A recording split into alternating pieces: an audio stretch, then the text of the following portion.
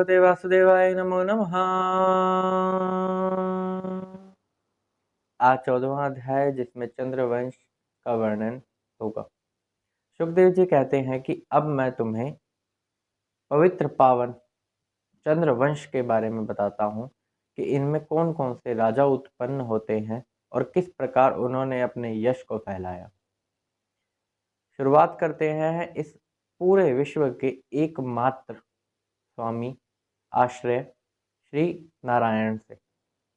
उनकी नाभि कमल से ब्रह्मा जी की उत्पत्ति होती है और ब्रह्मा जी के पुत्र होते हैं अत्रि। अत्रि की नेत्र जो होते हैं वह बड़े ही अमृतमय होते हैं, जिनमें बड़ी ही चमक होती है कि कोई देखे तो मानो सागर की लहरों को देख रहा है।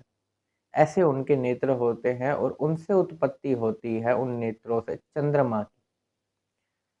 तो चंद्रमा से ब्रह्मा जी बहुत ही प्रसन्न होते हैं और उन्हें ब्राह्मण और नक्षत्रों का अधिपति बना दिया जाता है।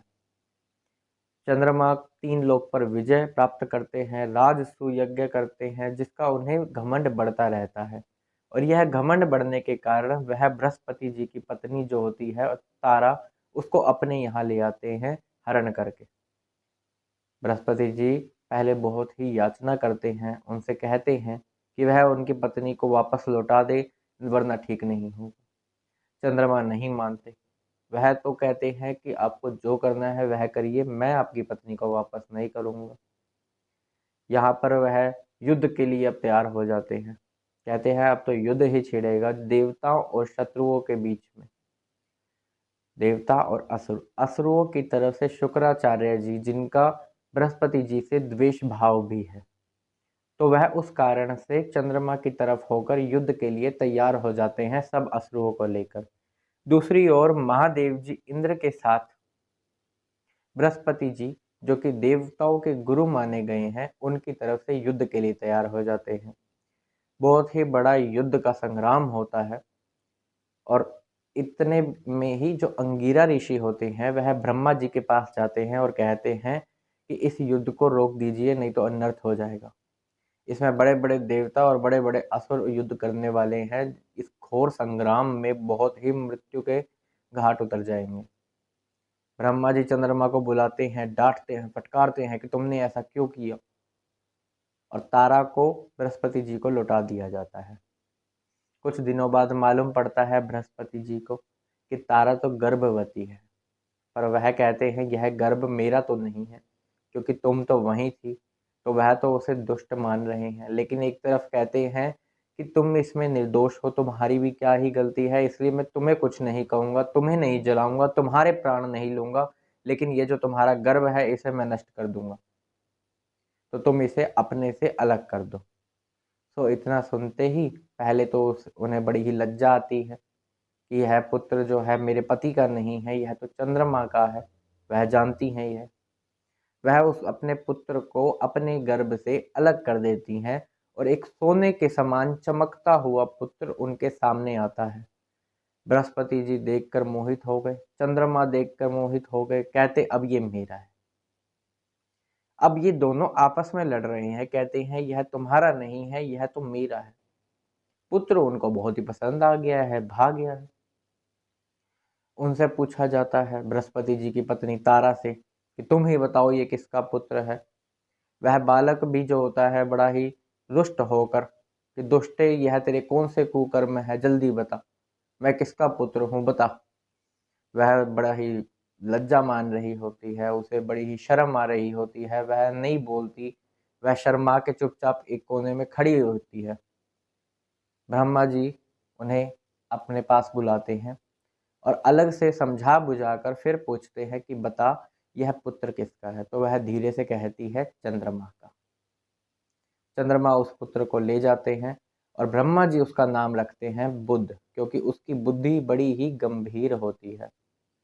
बुध की पत्नी होती है ईला और ईला के गर्भ से अब उत्पत्ति होती है पुरुरवा की। अब पुरुरवा के बारे में जानिए कि यह कौन थे। यह स्वभाव में बड़े ही शील थे और बड़े ही सुंदर थे।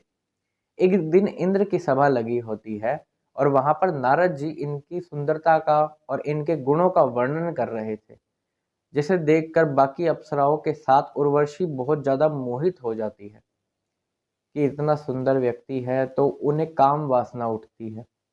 वह अपने आप को पहले तो रोक लेती हैं, लेकिन बाद में धैर्य बांधकर किसी तरीके वह उनके पास चली ही जाती हैं, अपनी काम वासना को शांत करने के लिए।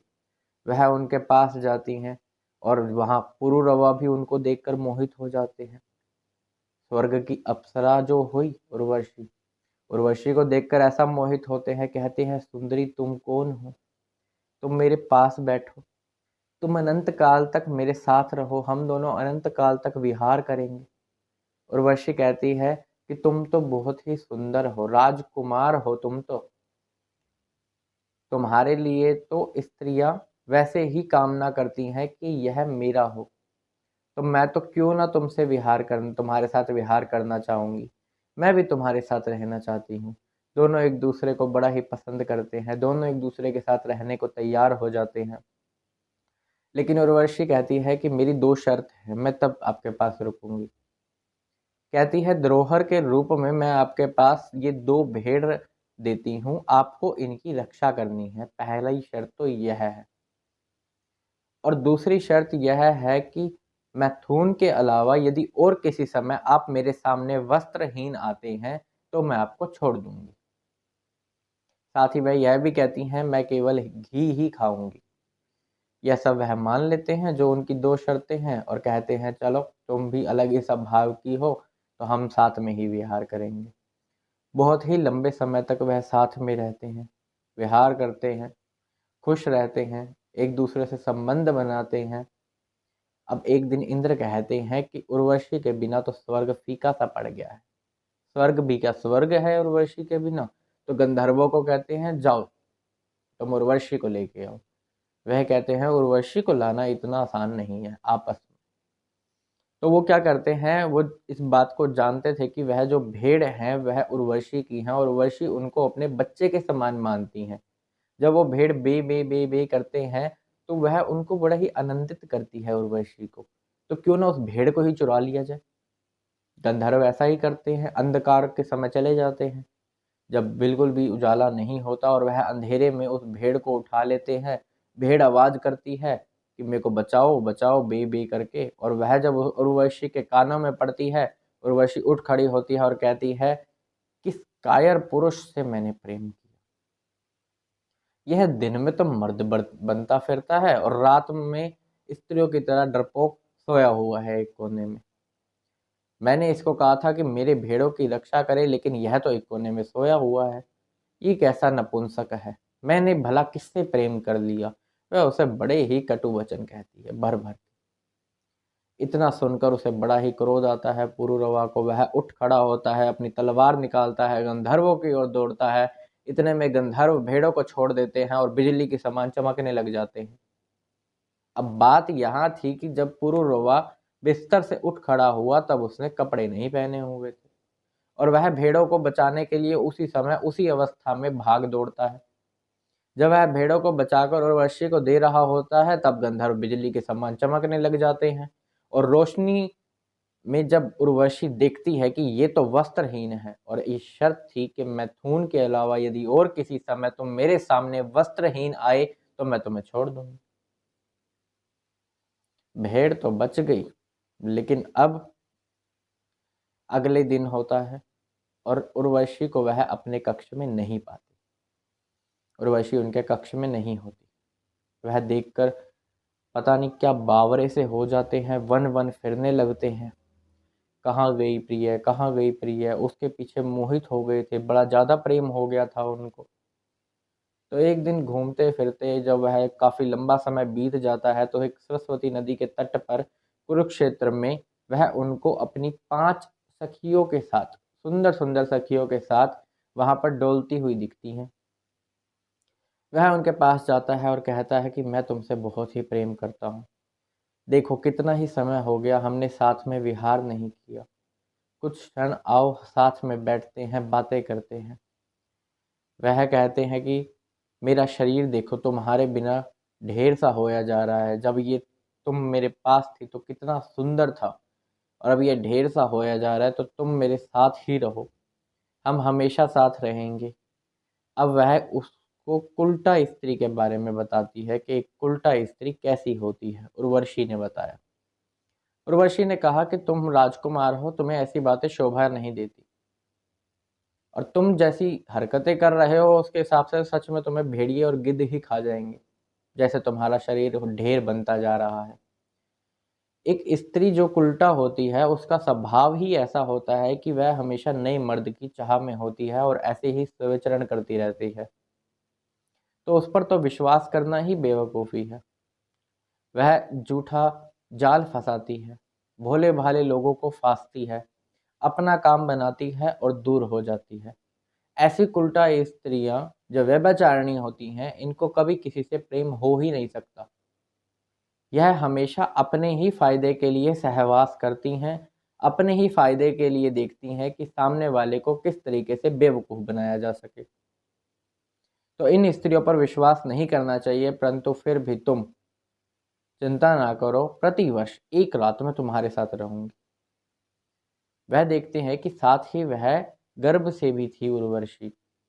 तो एक वर्ष बीत जाता है, वह एक वीर पुत्र की माता भी बन चुकी होती हैं उर्वशी अब, और एक वर्ष के बाद भी वह पुरुरवा उनके पास जाते हैं।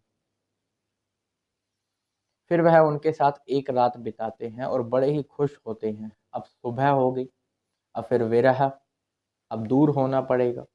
वह सोचकर बड़े ही दुखी होने लग जाते हैं। यह देखकर उर्वशी कहती है, तुम गंधर्वों की स्तुति करो, अगर ये चाहें तो ये तुम्हें मुझको दे देंगे। वह गंधर्वों की स्तुति करते हैं, बड़े ही प्रसन्न होते हैं गंधर्व, और बदले में उसे एक अग्निस्थाली, अग्निस्थाली होती है अग्नि उत्पन्न करने का एक पात्र, तो वह पात्र देते हैं। और वह पुरुरवा इतना प्रेम में हो चुका है कि वह उस अग्नि पात्र को ही उर्वशी समझकर अपने हृदय से लगाकर वन वन डोलता फिर रहा है।